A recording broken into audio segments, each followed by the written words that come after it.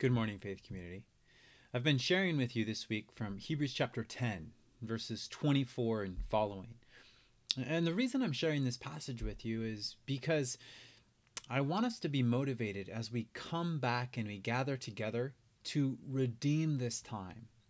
I think that sometimes when things are easy, when we don't have to work for things, when it's not a struggle to have things, we can take them for granted. And for years, it's been easy to go to church on Sunday. We've taken that for granted. And as it's been taken away from us, I'm hoping that coming out of this time of famine for gathering together, that we'll begin to value more fully the assembly of the saints. You know, when Moses was preaching his last sermon to the children of Israel, he wrote it all down in a book. That's the book of Deuteronomy. And one of the last things that he tells them is he gives them a warning for the coming prosperity. He says this in Deuteronomy 32, verse 13. He tells them that the Lord made them to ride on the heights of the land and eat the produce of the field.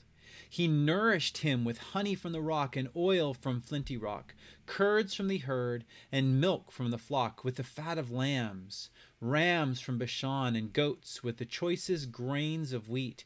You drank wine from the finest grapes. Moses reminds them that they're going into this land flowing with milk and honey, and once there, they're going to experience prosperity and ease. And he writes this to them as a warning. In verse 15, he says, Then Jeshurun is another name for Israel. Then Jeshurun became fat and rebelled. You became fat, bloated and gorged. He abandoned the God who made him and scorned the rock of his salvation. You know, sometimes our prosperity causes us to forget about our provider. It's so important that as God blesses us and he gives us an opportunity to gather again, that we don't forget the one who's providing us the freedom to gather, the opportunities to gather, the location to gather, all of these things that I think maybe I know for me, I have taken for granted in the past. My hope is that we gather together again, that we redeem this time, that we don't see it as our just due, but instead we see it as a gift from God, the giver of good and perfect gifts. You know, C.S. Lewis, in his book, The Screwtape Letters, he says this. He says that prosperity knits our soul to the earth. Prosperity knits our soul to the earth. And what he means by that is prosperity and ease helps us to find our treasure on the earth below. And this time where things have been taken away and we haven't been able to experience the gathering together, the fellowship that we love to have, should be a time in our hearts where we stop and recognize the giver of good and perfect gifts. God has given us opportunities to gather together. But why is that a treasure?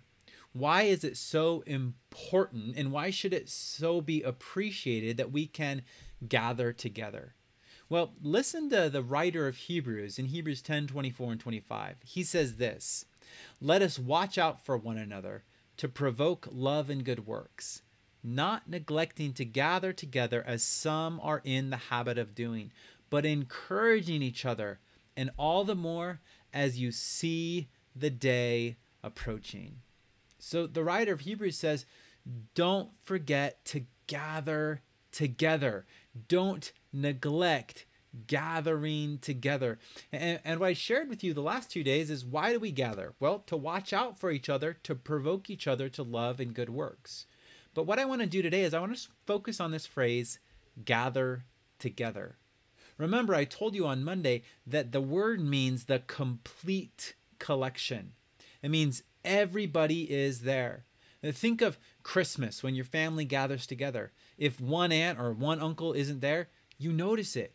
Everybody's not here. You want to be there complete as a family. Everybody is there together. That's what he's talking about right here when he talks about the assembly. He's not talking about a small group. He's talking about the entire church in one location, gathered together for one purpose. Well, listen to what his warning is. His warning is, don't neglect to gather together as some are in the habit of doing. We have to guard our hearts, especially as we've spent 3 months without gathering together, against creating a habit in our hearts, against valuing that as a practice where maybe we feel like, oh, I don't need to go to church anymore. I can just watch it on the computer. No, we need to be assembling. The whole collection needs to be there as we to gather together as one community of saints. We need to guard against developing a habit of failing to gather. And that word habit is important because there are times where you're sick or you have an obligation or some responsibility that you have to fulfill and you have to miss a Sunday here or there. The problem is when it becomes a habit. I told you on Monday that we need to watch out for each other.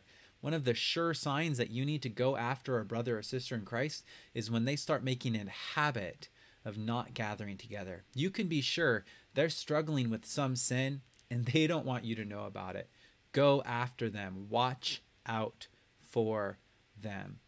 I'll talk to you more tomorrow about why it's so important for us to gather together. Thank you so much for listening.